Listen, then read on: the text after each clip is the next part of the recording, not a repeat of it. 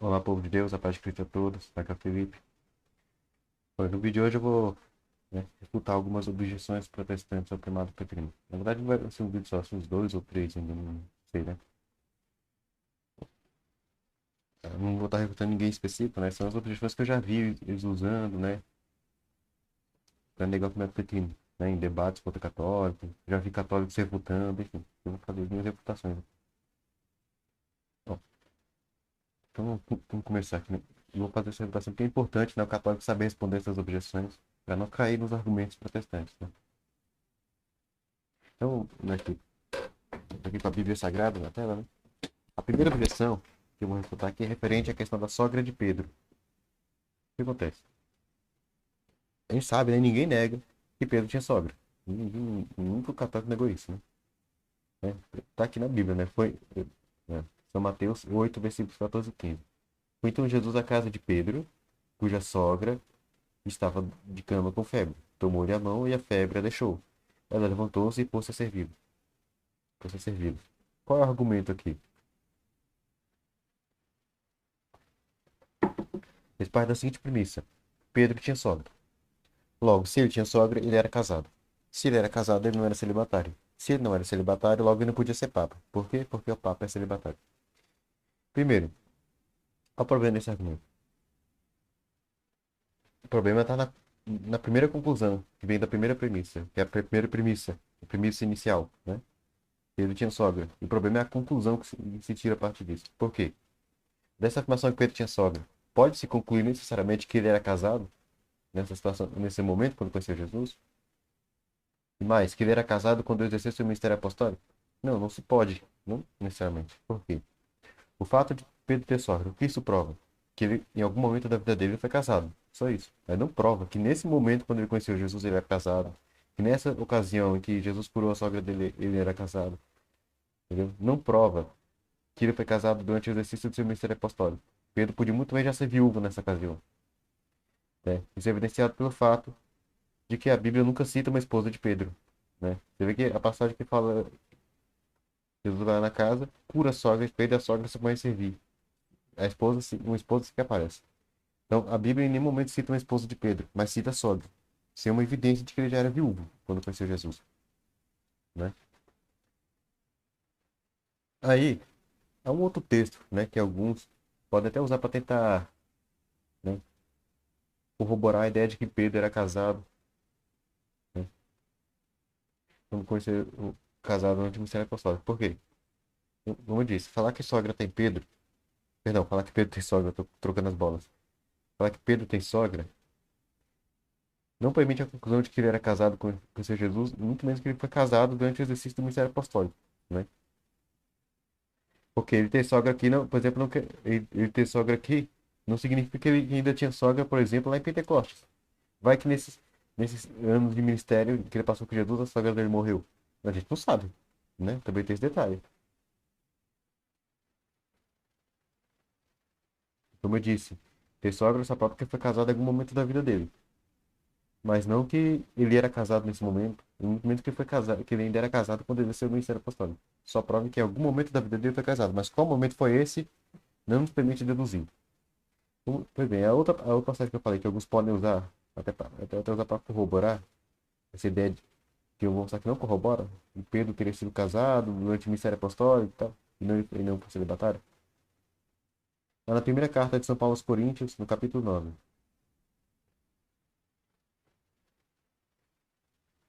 Aqui, ó. Acaso não temos nós direito de deixar que nos acompanhe uma mulher irmã, a exemplo dos outros apóstolos, dos irmãos do Senhor e dos servos? Aí você tá se perguntando, mas como é que isso pode corroborar que Pedro era casado? Do jeito que tá aqui, não, porque aqui tá traduzido certo. Mas algumas Bíblias, principalmente protestantes, traduziram errado. Traduziram, onde está mulher irmã, traduziram como esposa crente ou esposa cristã. Até a Bíblia de Jerusalém, vendo essa versão nova, traduz dessa maneira. Né? Vou mostrar aqui. Porque essa Bíblia de Jerusalém ela é uma tradução ecumênica. Ela foi feita por católicos e protestantes juntos. Então, assim, algumas passagens, a tradução de algumas passagens teve influência do protestantismo. Assim como também algumas notas de rodapé. Teve alguma influência do pensamento protestante. 1 Coríntios 9:5. Na Bíblia de Jerusalém está assim. Não temos o direito de levar conosco nas viagens uma esposa cristã, como os outros apóstolos, os irmãos do Senhor e Cefas. Cefas aqui é São Pedro, né? Uma esposa cristã. E tem até uma nota de rodapé, né? Nota de rodapé, letra B, né? B não, letra I, eu confundi, tô lendo errado. Aqui, ó, letra I, que diz assim, outra tradução. Uma irmã como mulher. Por que que a tradução como esposa cristã não está correta? Primeiro, a gente vai lá para o texto grego. O termo que está no grego está aqui, ó, adelpha gnaica. Adelpha é o termo irmã, né? O feminino de adelphos. Irmã. Se traduz como irmã. O gnaica, aqui está até como wife, só que o termo gnaica no grego, ele pode significar tanto, wife é esposa em inglês, mas ele pode significar aqui, ó, tanto, ó, woman, tá? Uma mulher. Tá vendo aqui, ó? Woman é mulher em inglês. Aí pode ser usado para mulher, uma esposa, tá? Ou seja, esse termo pode se referir tanto ao quê? A uma mulher, né, ser humano do sexo feminino, como pode também se referir a uma esposa, né? O cônjuge feminino. E como saber qual é a tradução mais adequada nessa passagem? Primeira coisa, hoje já dá para ver aqui, o termo está precedido de Adel, irmã. Eu já ficaria meio estranho chamar a mulher de irmã, né? Uma esposa irmã, chamar a esposa de irmã, né? Então, primeiro disso. Segundo, esse termo gnaica, mulher, pode ser mulher e pode ser irmã. Perdão, pode ser mulher, né? Ser humano feminino, e pode ser esposa, né? O cônjuge feminino. Do mesmo jeito, na língua portuguesa, a gente também usa a palavra mulher, muitas vezes, tanto para se referir o quê? A mulher mesmo, o ser humano feminino, como para se referir a esposa, o cônjuge feminino, né? Por exemplo, se eu falar a mulher de fulano, eu entendo que eu tô falando de quê? Da esposa de fulano. A sua mulher, a sua esposa, a mulher dele, a esposa dele, entendeu? Então, por exemplo, quando a gente usa na língua portuguesa o termo mulher desse jeito, acompanhado de um termo possessivo, que nem indica posse, né? Que é a mulher de alguém. O termo tem o sentido de esposa, né? Bom, como o termo gnaica no grego pode ter os dois sentidos, pode se referir a duas coisas. Mulher, ser um sexo feminino e esposa, cônjuge feminino, a gente pode poder usar o mesmo raciocínio, né? E, e se a gente pegar no versículo, né? Ele diz, acaso não temos nós direito de deixar que não acompanhe uma mulher e irmã? Ele não usa o termo possessivo. Ele não falou minha mulher, irmã, não. É uma mulher e irmã, não tem possessivo. Não tem nenhum texto que indica posse. Então, é um outro indício que nunca não seria tradução esposa. E outro, e mesmo que não tivesse, poderia ser tradução, caber o significado de mulher se o contexto indicasse isso, né? Por exemplo, se eu disser, fulano estava conversando com a esposa dele, então a mulher lhe disse, e blá blá blá. Ou seja, nesse contexto, eu entendo que a mulher aqui é quem? É a esposa, né? Porque eu falei imediatamente, fulano estava falando com a esposa dele e tal. Só que o contexto de 1 Coríntios 9 não permite entender que se trata de uma esposa. Vejam, veja como ele começa. Não sou eu livre? Não sou apóstolo? Não vi Jesus nosso Senhor? Não sois vós minha obra no Senhor? Se para outro não sou apóstolo, se ao menos para vós sou, porque vós sois o Senhor, o selo do meu apostolado. Esta é minha defesa contra os que me denigrem. Não temos nós, porventura, direito de comer e beber? Acaso não temos nós direito de deixar que nos acompanhe uma mulher irmã, a exemplo dos outros apóstolos, dos irmãos do Senhor e de Cefas? Ou só eu e Barnabé não temos direito de deixar o trabalho? Ele está falando de trabalho, não de relacionamento. Veja, quem jamais vai à guerra a sua custa, quem planta uma vinha não come do seu fruto, quem apacenta o rebanho não se alimenta do leite do seu rebanho. Então São Paulo não está falando de relacionamento. Nada, não tem nada a ver com relacionamento. Então, colocar o termo esposa aqui é muita forçação de barra, né? Uma tradução errada. Até porque, se aqui fosse é, es- esposa mesmo, esposa, no lugar de mulher, esse versículo entraria em contradição com duas outras passagens da Bíblia. Primeiro, na mesma carta aqui, aos Coríntios, capítulo 7. Vou mostrar que se Paulo tivesse ele reclamando de direito de levar uma esposa, ele seria um esquizofrênico. Seria um louco esquizofrênico. Por quê? Porque na mesma carta ele diz que é celibatário. 1 Coríntios 7, versículo 7 até o 9. Pois quereria que todos fossem como eu. Mas cada um tem de Deus um dom particular. Uns este, outros aquele. Aos solteiros e às viúvas, digo que lhes é bom permanecer assim como eu. Mas se não podem, guardar a continência, casem, ser melhor casado que abrasados. Veja, ele fala, gostaria que todos fossem como eu. seja celibatário. Mas cada um tem de Deus um dom particular, né? Um tem este, outro aquele. Seja um nós chamamos para casar, os celibatários. Ele fala, aos solteiros, as viúvas. Digo que é bom para ser assim como eu. Ou seja, ele vai para todos os solteiros e viúvas ficarem como ele como, solteiro, sem casar. Mas veja, confirmando aqui, ó, que está falando de celibato, que é celibatário. Mas se não podem guardar a continência, casas. Então, esse mais, do português, mais é uma conjunção adversativa. Então, ele está introduzindo uma ideia contrária que ele falou anteriormente. Qual é a ideia contrária? Eu ficar como ele. Então, não sei qual é a ideia contrária. A ideia contrária é o quê, perdão? Contrária é isso aqui, ó. Permanecerem como ele. Então, ele fala mais, ou seja, contrário a isso, né? Se não pode guardar a continência, casas. Então, não guardar a continência é uma ideia contrária a permanecer como ele. Então, a ideia, eu tento permanecer como Paulo, é guardar a continência. É ser celibatário. Então, ele está dizendo que é celibatário. Você vai ver que, ou seja, Paulo seria esquizofrênico. Aqui no capítulo 7 ele fala que é celibatário. 2 capítulos depois está querendo levar uma esposa. Feito um dia de levar uma esposa. Não dá, né? E outra passagem. A outra passagem é aquela que é, inclusive, é a prova de que os apóstolos foram celibatários. São Mateus, vou pegar aqui São Mateus, no capítulo 19.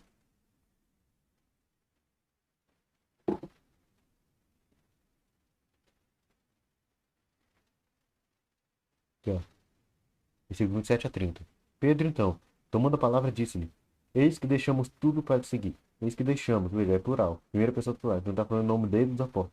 Ele e os apóstolos deixaram tudo para seguir Jesus. Que é a verdade então para nós? Resposta de Jesus. Respondeu Jesus: Em verdade vos declaro, no dia da renovação do mundo, quando o Filho do Homem estiver sentado no trono da glória, vós que me haveis seguido estareis sentados nos 12 tronos para julgar as 12 tribos de Israel. E todo aquele que por minha causa deixar irmãos, irmãs, pai, mãe, mulher, filhos, terras ou casas, receberá o centro e possuirá a vida eterna. Muitos serão os primeiros, muitos dos primeiros serão os últimos, e muitos dos últimos serão os primeiros. Mulher, filho, veja. Pedro começa dizendo que eis que deixamos tudo para te seguir. Ou seja, ele está dizendo que ele e os apóstolos deixaram tudo que eles tinham, toda a vida que eles tinham antes para seguir Jesus. E quando Jesus responde, ele confirma que esse tudo está incluindo o quê? Mulher e filho, inclui vida matrimonial. Então os apóstolos que eram casados deixaram vida matrimonial para seguir Jesus. Isso quer dizer o quê? Os dois apóstolos foram celibatários. Então, aquela passagem em 1 Coríntios 9,5, se até a sua fosse esposa, iria entrar em contato com esse versículo também. Por quê? Como é que São Paulo pode dizer que quer levar uma esposa a exemplo dos apóstolos, de Pedro, se aqui está dizendo que Pedro está dizendo que ele e os outros apóstolos deixaram tudo para seguir Jesus? Tudo, e Jesus diz que isso tudo inclui mulher e filho. Não é verdade? Então, a gente vê que a tradução correta de 1 Coríntios 9,5 é mulher, não é esposa. Então, aquela mulher irmã. Então, aquele versículo.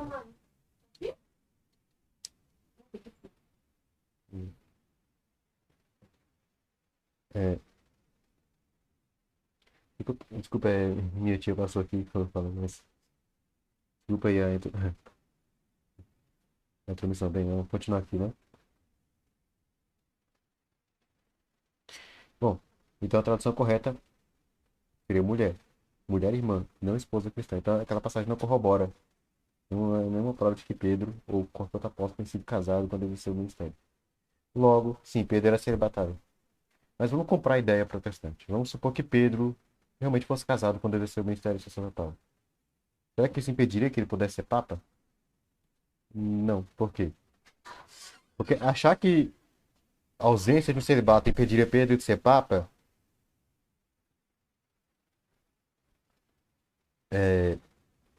seria um argumento anacrônico. Porque, cara, sim, o papa é celibato atualmente. Hoje. Por quê? Porque hoje o sacerdote, os padres, sacerdotes católicos são celibatários. Hoje existe a regra disciplinar do celibato.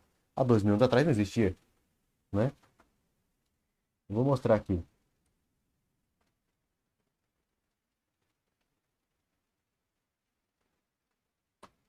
Vamos lá, né?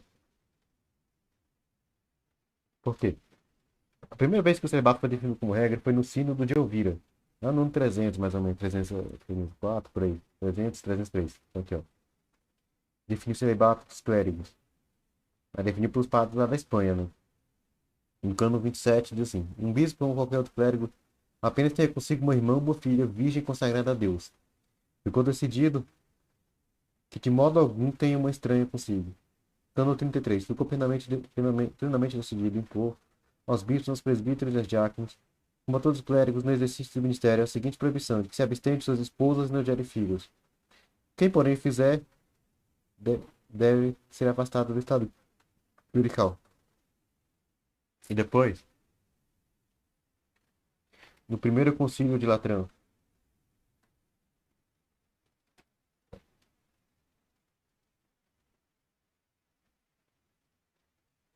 minha página errada.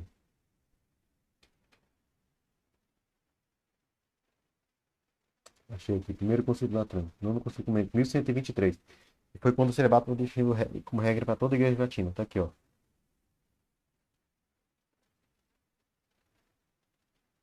Cano 3. Proibimos absolutamente que os sacerdotes, diáconos e diáconos conviverem com suas concubinas ou esposas, coabitarem com outras mulheres, e aquelas com as quais o concílio de Nicéia, cano 3, só por razões de necessidade permitia a coabitação, isto é, a mãe, a irmã, a tia paterna ou materna e outras semelhantes, a respeito das quais honestamente não possa surgir alguma suspeita. Então, ou seja,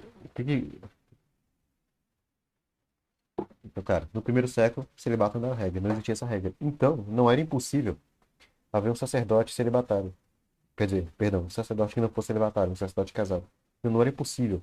Por exemplo, que aí nos primeiros séculos da era cristã, primeiro, segundo, terceiro século, houvesse papa casado. Não era impossível. Então, mesmo que Pedro fosse casado, isso não impediria ele de ser papa. Então, essa primeira objeção já está refutada. A segunda, eu vou lá para comentar sobre o texto de São Mateus 16, né? Vou lá para São Mateus capítulo 6. Cadê, cadê, cadê?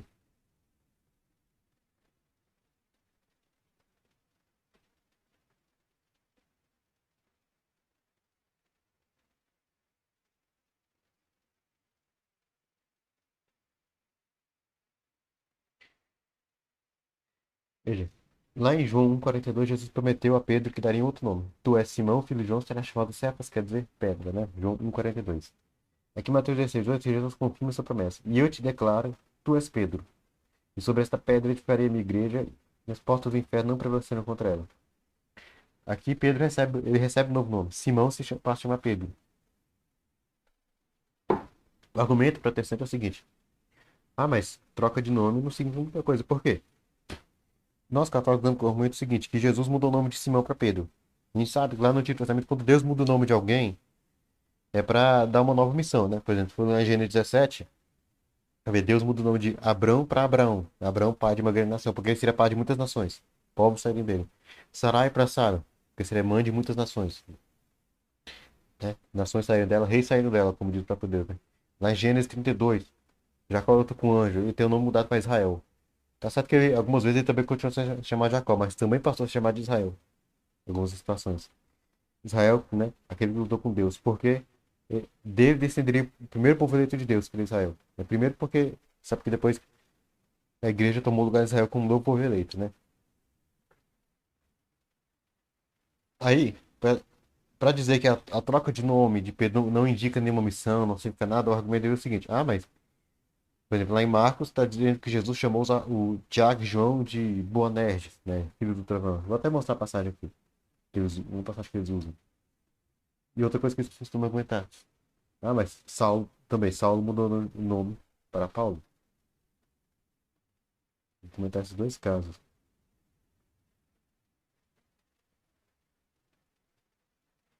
São Marcos 3, versículos. Aqui, ó,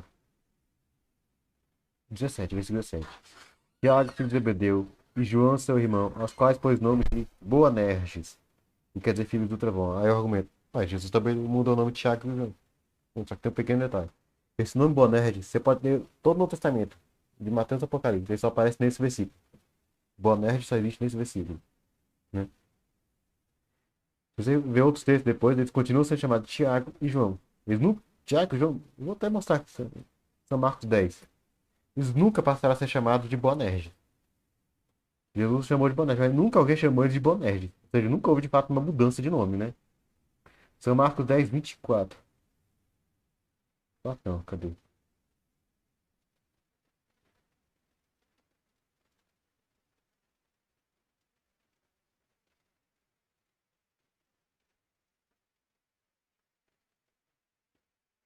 É por aqui. Achando a passagem, o versículo.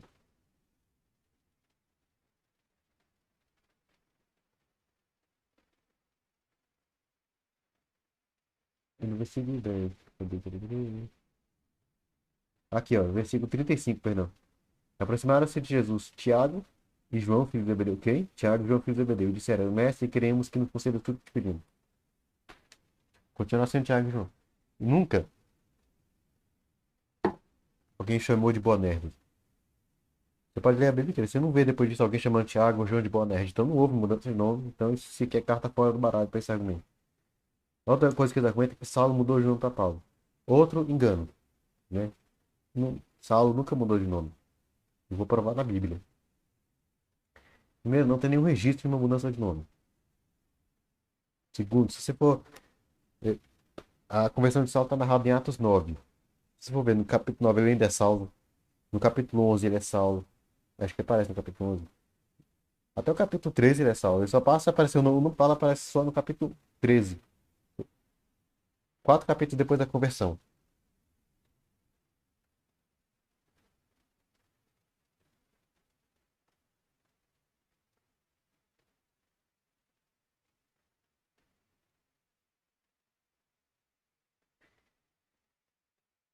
E não há nenhum registro de uma mudança de nome. O que acontece é que ele tinha os dois nomes. Veja bem. Eu vou mostrar aqui. Atos dos Apóstolos 13, versículo 9. Então Saulo, também chamado o quê? Chamado Paulo, cheio do Espírito Santo, cravou neles olhos e disse. Saulo, também chamado Paulo. Saulo tinha os dois nomes. Ou seja, ele não passou a chamar Paulo. Se tivesse ouvido mudança de nome, Lucas teria dito assim, Saulo, que passou a se chamar Paulo, mas não, ele não disse isso. Ele disse Saulo, chamado também Paulo. Ou seja, ele tinha os dois nomes. Então, isso também é carta fora do baralho para esse argumento. Há outro caso, eu tenho que estar em Atos 4. E esse caso realmente é uma mudança de nome, eu tenho que comentar, né? Pode ser que alguém pode usar para dizer que ó, botou mudança de nome e não se comissão nenhuma. Aqui, ó, Atos 4. Cadê? Tá por aqui. Aqui, ó, 4:36. Assim José, a quem os apóstolos deram o sobrenome de Barnabé, que quer dizer filho da consolação, levita natural de Chipre, possuía um campo. Os apóstolos chamaram José de Barnabé. De fato, houve mudança de nome, tanto que ele passa a se chamar de Barnabé. Só que tem que reparar no quem mudou o nome. Os apóstolos. Aqui a mudança é dada pelos apóstolos. Simão teve seu nome mudado por Jesus Cristo, pelo próprio Deus encarnado. Então, Simão teve seu nome mudado para Pedro. É o único caso de mudança de nome que a gente tem na Bíblia, feito pelo próprio Deus. O próprio Deus mudou o nome. Na Bíblia não, no Novo Testamento, perdão. O único caso do Novo Testamento que a gente tem de alguém que teve o nome mudado por Deus, por vontade divina. Então, outra questão que eles argumentam é o seguinte, quanto ao significado do nome Pedro. Porque, né, Jesus diz, tu és Pedro, sobre esta pedra ficarei minha igreja. Eu chego a dizer, não, Pedro não significa pedra. Pedro significa. Eu vou até mostrar.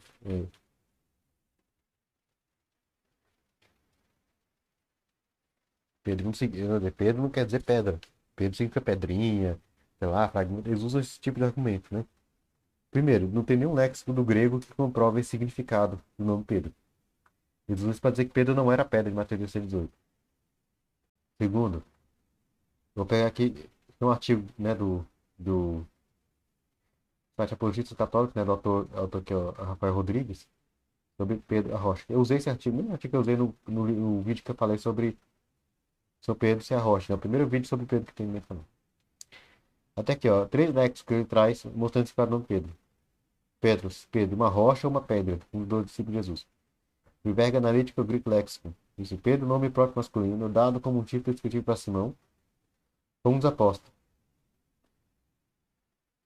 O significado do nome pedra, a pedra, é provavelmente o equivalente grego de uma palavra aramaica traduzido como kefa, que é João 42. Thalia, né? Thalia é Greek Lexicon, no New Testamento. Lexicon grego de Thalia, no Testamento. Um nome próprio apelativo, que significa uma pedra, uma rocha, um rochedo. Veja,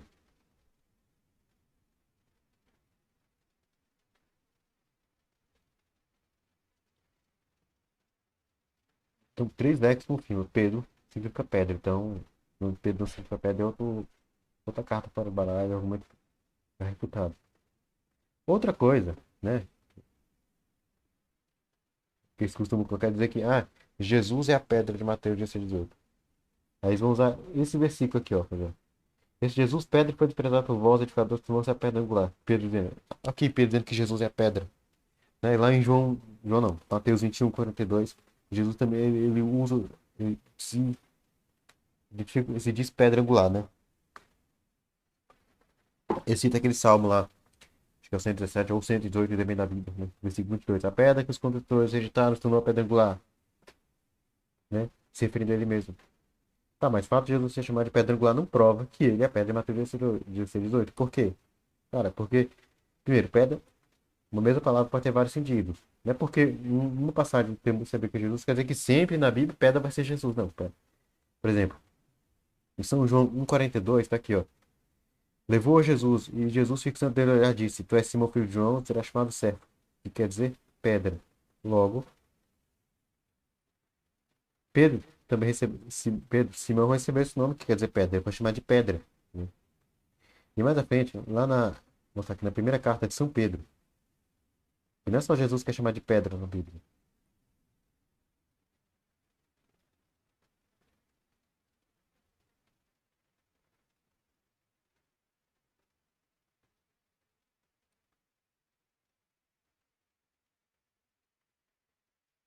Primeiro São Pedro, capítulo 2, versículo 4. Achegai-vos a ele, pedra viva, ele Jesus Cristo, pedra viva que não rejeitaram, mas escolhida e preciosa aos olhos de Deus. E quais outras pedras vivas vós também vos tornais materiais desse edifício espiritual, um sacerdócio santo, para oferecer vítimas espirituais agradáveis a Deus por Jesus Cristo. Ou seja, que tanto Jesus como os cristãos são referidos como pedras vivas. Então não é só Jesus que é chamado de pedra na Bíblia. Então, pegar uma passagem onde Jesus é referido como pedra para dizer que ele é a pedra de Mateus 16:8, esse é um argumento muito fraco. Vamos voltar para São Mateus e vou mostrar que, na verdade, não faz sentido você dizer que Jesus é a pedra de Mateus 16:8. Por quê? Primeiro, por uma questão de coerência textual, e segundo, por uma questão de lógica. Aqui, ó. E eu te declaro, tu és Pedro, e sobre esta pedra edificarei minha igreja, e as portas do inferno não prevalecerão contra ela. Veja, se a pedra que fosse Jesus, então esta pedra, que Jesus está falando, então se esta pedra poderia substituir por ti, perdão, por mim. E a frase ficaria, eu te declaro, tu és Pedro, sobre mim e edificarei a minha igreja. Era estranho. Como assim, tu és Pedro, sobre mim e edificarei a minha igreja? O tu és Pedro, tá fazendo o que na frase então? Não é? O tu és Pedro ficaria sem sentido. Ou seja, o texto não ficaria coerente. E outra, Jesus disse, edificarei a minha igreja. Sobre esta pedra edificarei a minha igreja. Então, a pedra aqui é a pedra base sobre a qual ele edifica a igreja. Jesus aqui é o construtor. Se ele é o construtor, ele que está construindo, ele não pode ser ao mesmo tempo também a pedra base. Ninguém constrói nada sobre si mesmo. Ele não pode ser ao mesmo tempo o construtor e a pedra base da construção. A construção, ele é uma coisa ou outra. Se ele é que é o construtor, ele não pode ser a pedra base. A pedra base não é Jesus. É porque Jesus é pedra angular e não a pedra base. São coisas distintas. Não é só você pegar no Google e você vai ver que é uma coisa que é outra, né? Pedra angular, só pesquisando no Google, aquela pedra, a primeira pedra que é assentada na construção. Também chamada de pedra fundamental, a pedra que marca o início da construção. É para dizer, Jesus chamar de pedra angular para dizer que ele é a pedra, que ele é a razão, o princípio, né? O fundamento de tudo, toda a pregação da igreja, né? Mas não que ele é a base visível só da igreja, né? A pedra que é a base sobre a qual a igreja será erguida. Que é a pedra, a base visível, a pedra visível. Aí depois ele tem esse versículo. Eu te darei a chave do reino dos céus. Tudo que ligar na terra será ligado nos céus. Tudo que ligar na terra será ligado nos céus. Então, que a gente usa esse argumento. Jesus deu o poder das chaves para Pedro. Então, ele foi papa, ele tinha autoridade. Aí, o argumento protestante. São Mateus capítulo 18.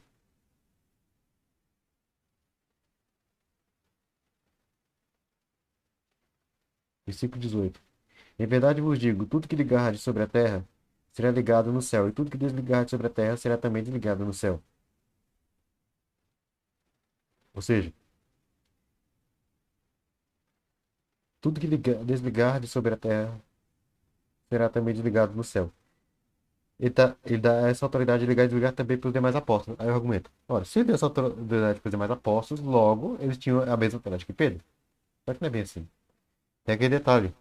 Inclusive no vídeo que eu fiz essa semana sobre o Petrino, eu coloquei, né? Que Jesus só deu a chave do reino dos céus para Pedro. É para a questão de a fonte e o poder. Sim. Lógico, a fonte é Deus, mas simbolicamente, a fonte do poder aqui são as chaves. O poder, a autoridade de ligar e desligar. Agora, se a fonte é a chave, para pra usar esse poder, precisa de acesso à chave. Então, os apóstolos, para esse poder específico, ter acesso à chave. Só que a chave só foi dada a Pedro. Então, esse específico está em comunhão com Pedro para ter acesso à chave. Para ter acesso à fonte e, por consequência, usar o poder. Então, esse aqui não nega a autoridade de Pedro sobre os apóstolos. Além disso, eu vou mostrar outra coisa aqui. São Mateus capítulo 10.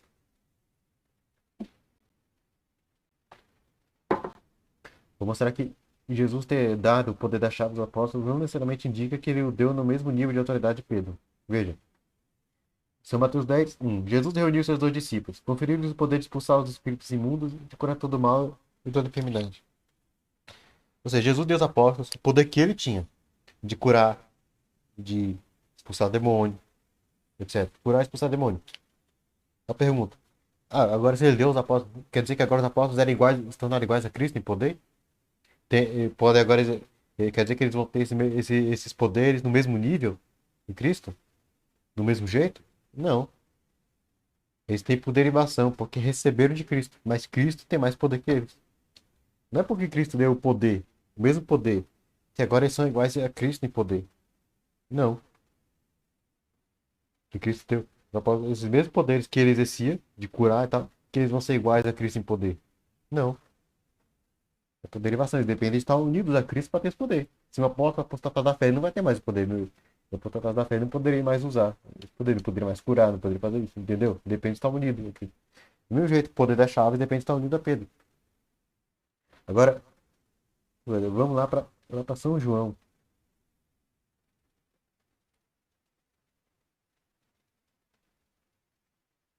São João capítulo 8.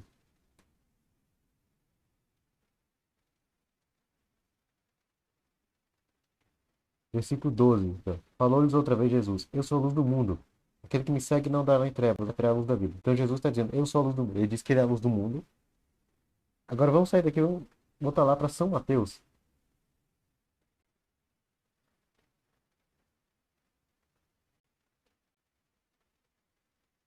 Vamos agora para o capítulo 5. Sermão da Montanha.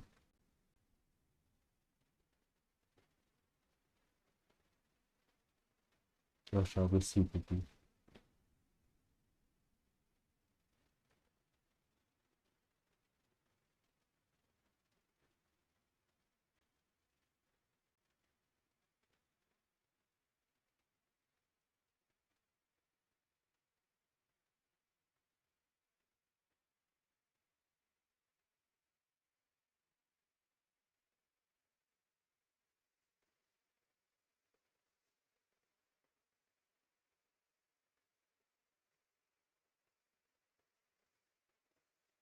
Aqui, ó.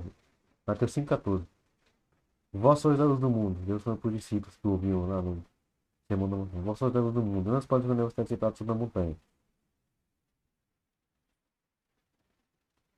Isso. Vós sois a luz do mundo. Aí Jesus disse: Eu sou a luz do mundo. E ele disse também aos seus discípulos: Vós sois a luz do mundo. Quer dizer então que os discípulos seriam luz do mundo no mesmo sentido, no mesmo nível, igual a Jesus? Não. Seriam luz do mundo por derivação, enquanto estivessem unidos a Jesus Cristo. Se o discípulo se separar de Cristo, se ele apostatar da fé, abandonar a fé, ele deixa de ser luz do mundo. Eles são luz do mundo enquanto estiverem em Cristo, enquanto estiverem anunciando Cristo. Cristo é a luz por excelência, os outros são luz por derivação. É a mesma coisa. Os apóstolos têm a autoridade das chaves enquanto estiverem em comunhão com Pedro. Se separarem das comunhões, não exercerão mais o poder. Porque as chaves do céu estavam com Pedro. A origem de poder foi dada a Pedro. Outra questão que eu quero colocar. Esse aqui, ó. São Mateus 16, também no versículo 23. Mas Jesus, voltando para ele, disse-lhe: Afasta-te, Satanás, tu és para mim um escândalo. Teus pensamentos não são de Deus, mas dos homens. Esse escândalo, algumas traduções da Bíblia estão traduzidas tá, como pedra de tropeço. E é uma tradução válida, né?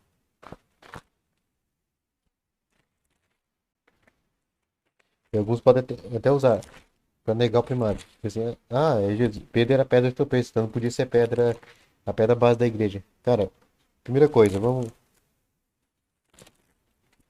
vou mostrar aqui na Bíblia, a Bíblia de Israel traduziu como pedra de tropeço.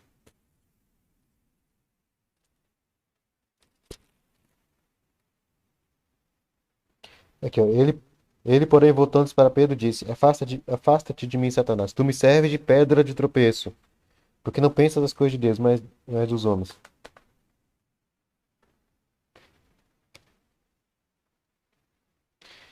E na nota de rodapé, diz o seguinte: Pedro, querendo pôr empecilho na estrada que o Messias devia trilhar, passa a ser pedra de tropeço, sentido primitivo do termo do grego escândalo, e torna-se, sem dúvida, inconscientemente, autor do próprio Satanás.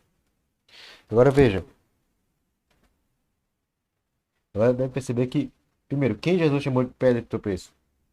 Pedro ou Satanás? Ele disse a Pedro, ó. Mas voltando, ele disse para Pedro, mas veja, afasta de quem? Satanás. A frase de Jesus, ele falou para Pedro, mas é dirigida ao demônio que estava agindo por meio de Pedro nessa situação, que falou por meio de Pedro, que influenciou Pedro, né? Porque ele estava falando dessa situação aqui, ó.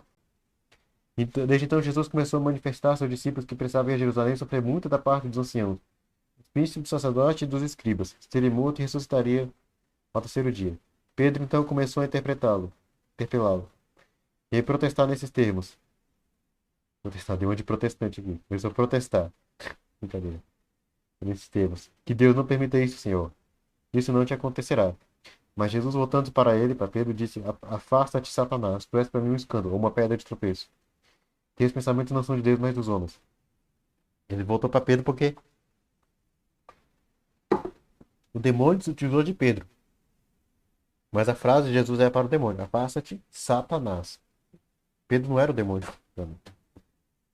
Mas mesmo que Pedro fosse a pedra de tropeço, é, fosse para Pedro, ele seria nessa situação específica aqui, ó. Quando ele se opôs a Jesus a morrer na cruz. Nessa situação específica. Depois disso, ele não foi mais pedra de tropeço. Entendeu? Isso nada anula que ele pudesse ser a pedra em Mateus 16:18. Outra coisa, ele vai para o capítulo 23.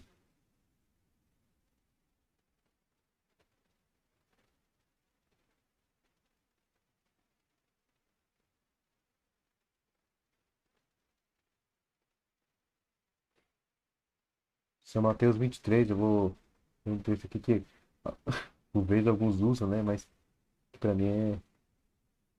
Assim, o cara tem que ser muito. Me desculpa a expressão, não. Tem que ser muito burro para levar isso ao pé da letra. Aqui, ó.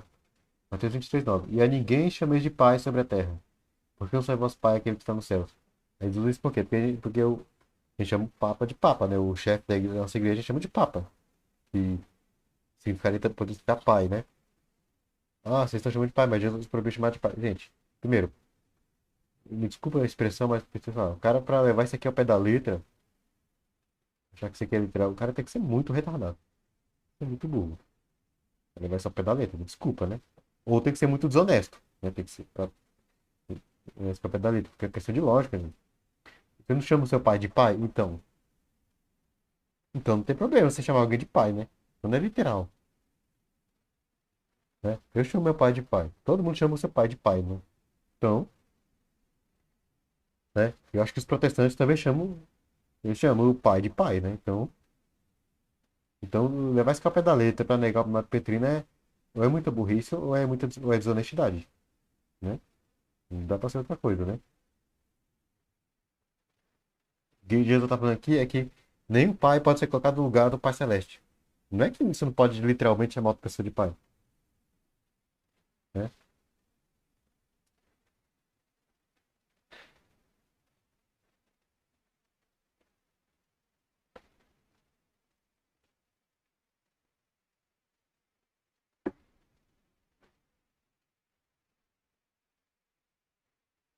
Outra coisa que eles costumam argumentar, às vezes é que, Pedro era falível, ele cometia erros, ele negou Jesus, não sei o quê. Sim, Pedro negou Jesus. Mas isso não anula, não tira o papado.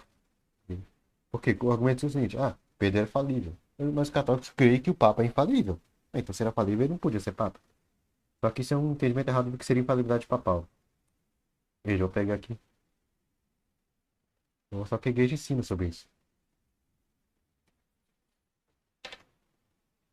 Confissão Pastor Eterno.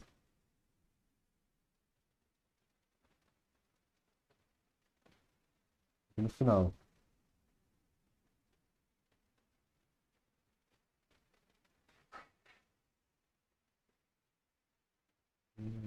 Já passei, né?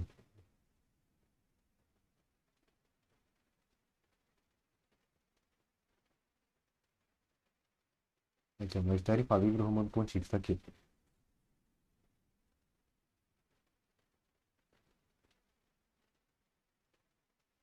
Por isso nós, apegando-nos à tradição recebida desde o início da fé cristã, para a glória de Deus nosso Salvador, para a exaltação da religião católica, a salvação dos povos cristãos, com a aprovação do Sagrado Concílio, ensinamos e definimos como dogma divinamente revelado. Isso aqui é a Constituição Dogmática Pastor Eternos, do Concílio Vaticano I.